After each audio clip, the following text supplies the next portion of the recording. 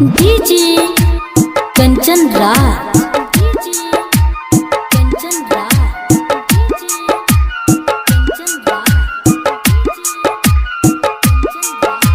नीम चौक चौसीमा वैशाली।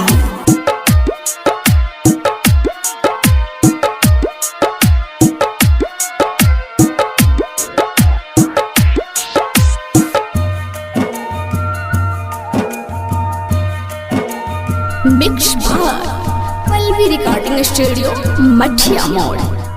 चल जाइब आगे लहैया हाथ तोहार रोई बैठी कोना में। आगे लहैया हाथ तोहार रोई बैठी कोना में। तोरा के भुलावेला पगली चल जाइब कोमा में।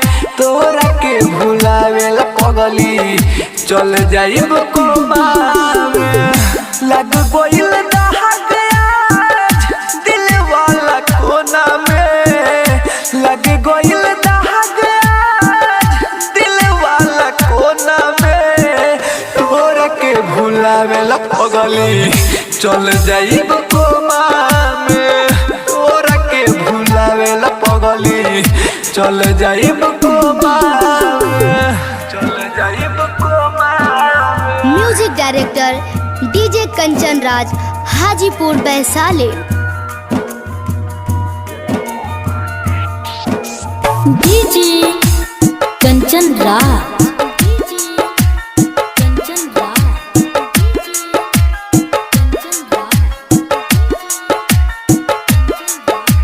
नीम चौक चौसीमा वैशाली।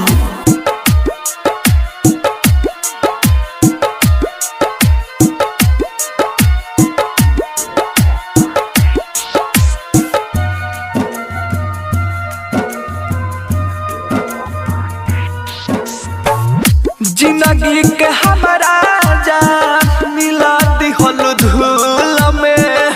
याद नहीं कोइलू बतिया पढ़ल स्कूल में। याद नहीं कोइलू बतिया पढ़ल स्कूल में।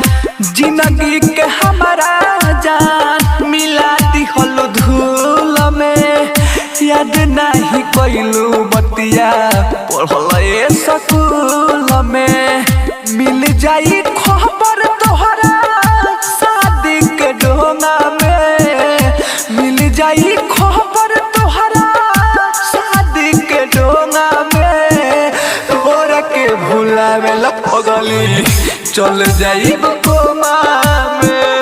तोरा के भुलावेला पगली चल जाइब कोमा में। चल जाइब कोमा में। Music director DJ Kanchan Raj, Hajipur Vaishali. DJ Kanchan Raj.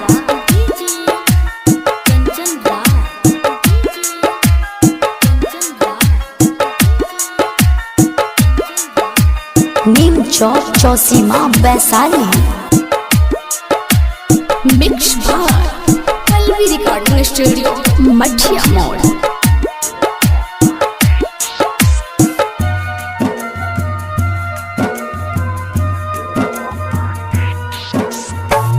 Amarjeet अकेला रोवे साझो बिहान हो।